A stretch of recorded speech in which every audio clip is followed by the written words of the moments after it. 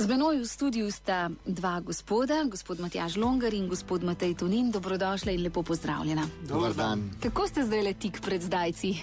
Zelo dober. Vzdušje je krasno. Točno tako. Rezultati anket so nam dali novega elana, nove moči in naš boj, naše prepričevanje gre do konca. No in kot ste rekli, gospod Longer, javnomnenjske ankete vam kažejo, da se bo NSI vrnila v parlament. Volilna kampanja se danes končuje in zdaj je tu še ciljna strmina, nedelja. Torej, se veste, na začetku smo bili seveda malce nezadovoljni z anketami, kako so nam kazale ankete. V Novi Sloveniji smo sicer skozi verjeli, ves čas smo verjeli, da rezultati morajo biti boljši, da imamo podporo volivcev, da imamo podporo med ljudmi. Zato smo bili seveda toliko bolj veseli, ko so tudi ankete morali priznati, da se Nova Slovenija vrača v parlament. Gre za neke vrste vrnitev odpisanih, če se malo pošalim, ne. Na začetku te kampanje nas je marsikdo odpisal, marsikdo se nam je tudi posmehoval, ko smo sami napovedovali teh 10%. Prvih 14 dni kampanje je potrebno priznati, da smo imeli velike težave, ker vsi so nam priznavali, imate super kandidate, imate odličen program, ampak vedno pa je bilo vprašanje, ali boste prišli v parlament. In hvala Bogu, smo po 14 dneh kampanje to psihozo prebili, ker so našo rast, naš vzpon končno prepoznale tudi vse javnomnenjske ankete in danes praktično katerokoli javnomnenjsko anketo pogledate, opazite, da je opazen trend rasti Nove Slovenije in da vstop Nove Slovenije v parlament ni več vprašljiv. S tem mi na nek način končujemo tisto pot, ki smo jo začeli leta 2008, ko smo doživeli nek neuspeh, nismo obupali, ker nismo stranka, ki nas povezuje želja po oblasti, ampak smo stranka, ki nas povezujejo skupne vrednote. Tako smo na primer leta 2009 prestopili prvo stopnico z zelo dobrim rezultatom na evropskih volitvah, potem je sledilo naslednje leto 2010, kjer so bile lokalne volitve, tudi tam smo dosegli zelo dober rezultat. Skratka, obakrat smo šli krepko čez parlamentarni prag, zato smo bliže od samega začetka, tudi ko drugi niso v nas verjeli, prepričan, da bomo končno tudi v nedeljo prestopili to zadnjo, tretjo stopnico in krščansko demokracijo ponovno vrnili v parlament, ja, kamor tudi soli. Najbrž je rezultat tudi nagrada za to, ker ta 3 leta niste molčali in ste bili aktivni. Gospod Matej Tonin, koliko odstotkov pa pričakujete na volitvah? Jaz mislim, da se bomo zelo približali 10%. Zakaj? Pričakujem, da bo nekje ponovitev volitev oziroma rezultatov iz leta 2004, ko so naši partnerji v SDS-u močno zmagali, so dobili nekaj čez 30% oziroma tam okrog 30%, mi smo se pa približali 10%. Jaz mislim, da smo tudi na letošnjih volitvah to sposobni doseči in to je bil naš cilj v samem začetku in k temu cilju gremo. Se mi pa zdi zelo pomemben, da Nova Slovenija doseže čim boljši rezultat, ker jasno je, da bojo naši prijatelji iz SDS-a zmagali, ampak zmaga SDS-a je zgolj prvi korak do pomladne vlade.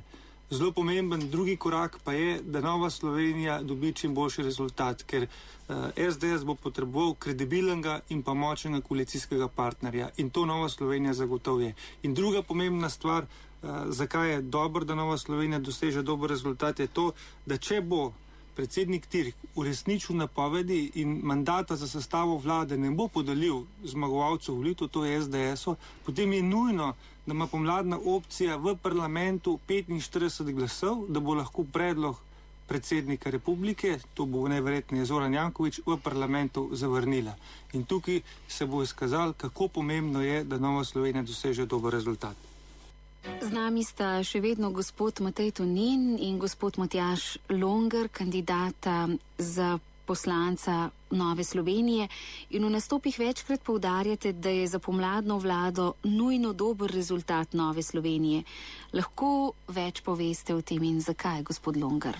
Ja, poglejte, v zadnjih prejšnjih parlamentarnih volitvah se je pravzaprav pokazalo, da bi celotna pomladna opcija, celoten pomladen blok seveda dobil več poslancov, ker je sistem je tako postavljen, da bi celotna pomladna opcija dobila več poslancov, vkolikor bi v parlament vstopila tudi tudi Nova Slovenija.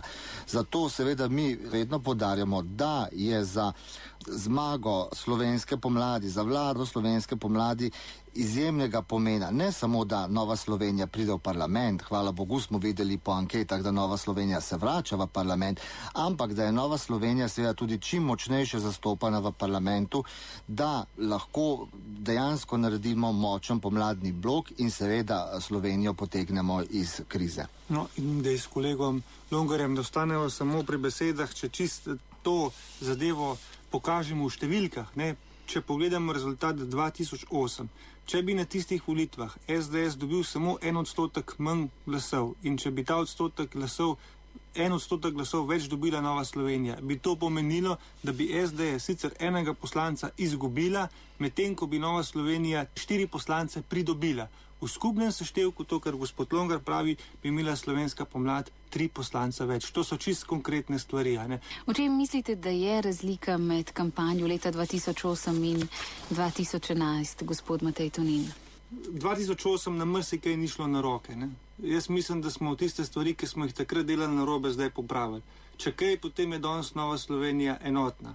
Mi smo v tej volilni kampanji napeli vse sile, vse znanje, vse kadre, kar imamo, da končno spravimo krščansko demokracijo nazaj v parlament. In še ena stvar se mi zdi pomembna, ne, da smo v tej kampanji zelo jasno predstavili tudi naš program. Danes ga skoraj ni človeka, ki ne bi vedel, da Nova Slovenija stavi na vrednote, na gospodarsko okrevanje in na družino. In to so bile tiste 3 teme, ki smo jih v tej kampanji odločno in jasno povedali. Mislim, da je to tudi eden izmed razlogov, zakaj ljudje danes vejo, kako stoji Nova Slovenija in zakaj se zauzema. V središče svojega programa pravite, da postavljate vrednote, ampak za uveljavitev drugačnih vrednot bo najbrž potrebno daljše časovno obdobje. Kako gledate na to, gospod Matej Tonin? Vsekakor. Za uveljavitev drugačnih vrednot je potrebno daljši časovni rok, ampak mi moramo že danes ustaviti pohod tega moralnega relativizma. Kaj to pomeni? To pomeni, da se vrednote prilagajajo dnevnim potrebam. Če pogledamo samo v osnovnih šolah, tam je velika vrednota to, da ima učenec petko. Starše ne zanima, ali kaj zna, ali ne zna, ali plonka, ali goljufa, te stvari enostavno staršev ne zanima. In potem se ta vzorc lepo naprej prenaša v odraslo dobo in ko imamo podjetnike, če pogledamo Ljubljano, ni več pomembno, se pravi, je uspešnost kot taka, kot vrednota, ampak za to uspešnostjo pa stojijo neplačani računi, težke osebne zgodbe in podobno. In če želimo, da se te stvari spremenijo, potem je treba začeti danes. Mi moramo danes smer naše ladje obrniti v drugo smer, če hočemo, da bo čez 10 let kaj boljšega. In tukaj je šola temeljnega problema. Šola mora začeti ne le samo učiti, ampak tudi vzgajati. Učitelji morajo končno dobiti večjo vlogo. In če dodam samo še eno stvar, ki mene osebno zelo moti, je pa odnos do naše države. Jaz sem tista generacija, ki smo odraščali v samostojni Sloveniji, ampak mi se o osamosvojitvi in po samostojni Sloveniji nismo pri urah zgodovine praktično učili ničesar. In zato mlada generacija ne pozna in ne ve, zakaj je nastala Slovenija in ker tega ne ve, dejansko države ne spoštuje.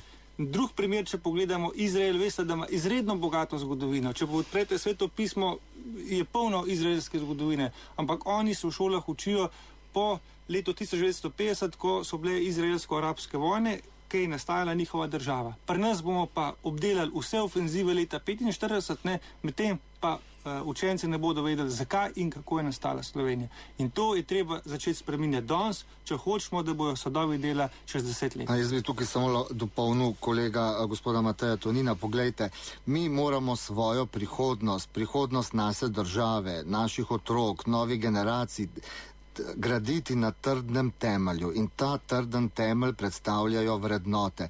In seveda še druga zadeva, ki jo moramo omeniti, šola ne more samo izobraževati, mora vzgajati. Nove generacije morajo najti, mladi ljudje morajo najti svoje mesto v družbi.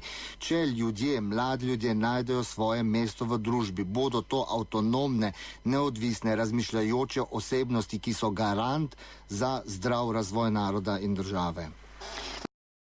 Z menoj v studiu sta gospod Matjaž Longer in gospod Matej Tonin. Pogovarjamo se o programu, s katerim Nova Slovenija stopa v parlament.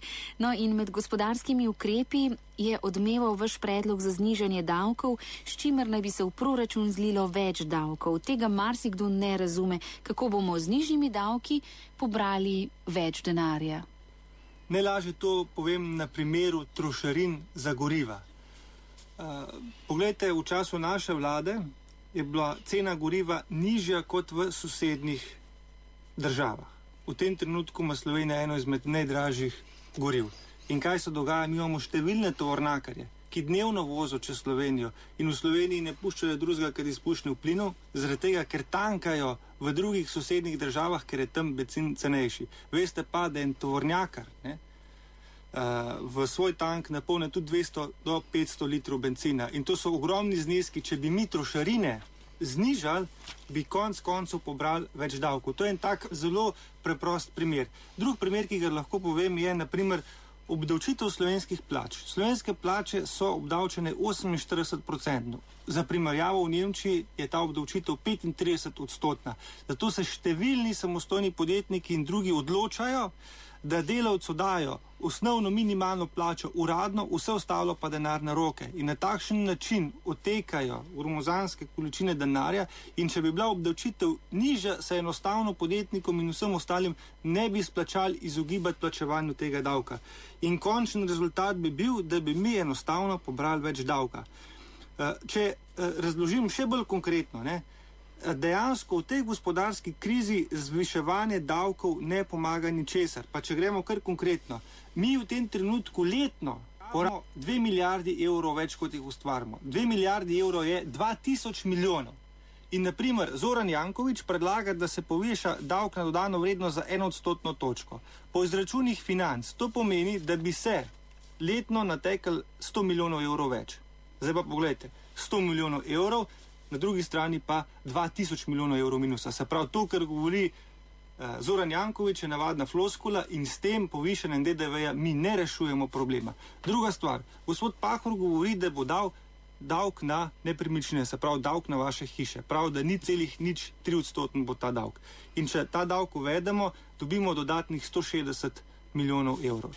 In edina rešitev, če želimo, da se bodo stvari spremenile, je, da enostavno dolgoročno znižamo davke, s tem ustvarimo boljše gospodarsko okolje in videli bomo, tako kot se je že izkazalo v našem mandatu, ko smo zniževali davke postopoma, da se je v proračun natekalo več denarja. Gospod Matjaž Longer, kako gledate na grožnje o propadu evra? Mislite, da je to realna možnost? No, jaz mislim, da pravzaprav alternative, neke druge možnosti evru ni. Mi moramo vedeti, da je v tem obdobju gospodarske krize, ki ni zajela samo Slovenijo, ampak pravzaprav celoten svet, ravno evro bil faktor stabilnosti, ki je tudi za Slovenijo bil nek amortizer, ki je omogočil, da ni bila ta gospodarska kriza še veliko hujša. Če pogledamo zunanjo politiko, gibanja znotraj Evropske unije, vidimo, da pravzaprav v veliko državah so na oblasti vlade, ki temeljijo na programu krščanske demokracije. Poglejte, in ravno ta krščanska demokracija je izgradila povojno Evropo in seveda tudi omogočila zahodnoevropskim državam in seveda njihovim državljanom določeno blagostanje. In seveda jaz mislim, da pravilna pot, ki jo te vlade zagovarjajo in za katero mislimo tudi v Novi Sloveniji, da je pravilna, je še tesnejše sodelovanje znotraj Evropske unije. Ker v tem globalnem svetu pravzaprav države, kakor Slovenija, recimo temu manjše, srednje države, lahko svoje interese in seveda tudi svoj dolgoročen razvoj uveljavimo samo z sodelovanjem, skupnim delom, z čim večjim povezovanjem. In mislim, da moramo iti tukaj v tej smeri in seveda nikakor ne bi želel špekulirati z nekimi grožnjami glede evra ali pa Evropske unije. Pravzaprav, kot sem dejal, druge možnosti ni. Zdaj, če se tukaj na kratko še dotaknemo, seveda tudi držav, ki so sicer sprejele evro, ki so sprejele določene zaveze, da bodo spoštovale standarde, ki so takrat omogočale vstop v tako imenovano evrocono, pa tega danes niso več možne izpolnjevati, recimo Grčija, smo pa v Novi Sloveniji vseeno mnenja, da je na dolgi rok potrebno problematiko teh državnih dolgov, to se pravi držav, ki so zašle v hudo finančno krizo, znotraj Evropske unije, znotraj evroobmočja, reševati na takšen način, da ne bodo več prizadeti proračuni posameznih držav. Na dolgi rok bo seveda za te garance potrebno razbremeniti proračune posameznih držav. Če bo NSI v novi vladi, kateri resorji vas zanimajo, gospod Matej Tonin? Zagotovo tisti, ki so najbližji našim programskim vrednotam. To mislim, da je relativno jasno, katere stvari mi zagovarjamo. In potem imate najbrž za določene oziroma morebitne resorje že pripravljene ljudi? Jaz sem na enem shodu rekel, in to dejansko drži, da Nova Slovenija lahko v vsakem trenutku ponudi človeka za katerokoli odgovorno mesto v državi. Mi imamo številne nekdanje ministre, imamo nekdanje poslance, nekdanje državne sekretarje, tako da Nova Slovenija ima ogromno usposobljenega kadra in ko bomo prišli v vlado, bodo te ljudje lahko začeli delati takoj, ker ne bo potrebno, da se bodo še dodatno uvajali. Hvala lepa, gospod Matej Tonin, hvala gospod Matjaž Longer in seveda srečno naj bo v nedeljo pomlad.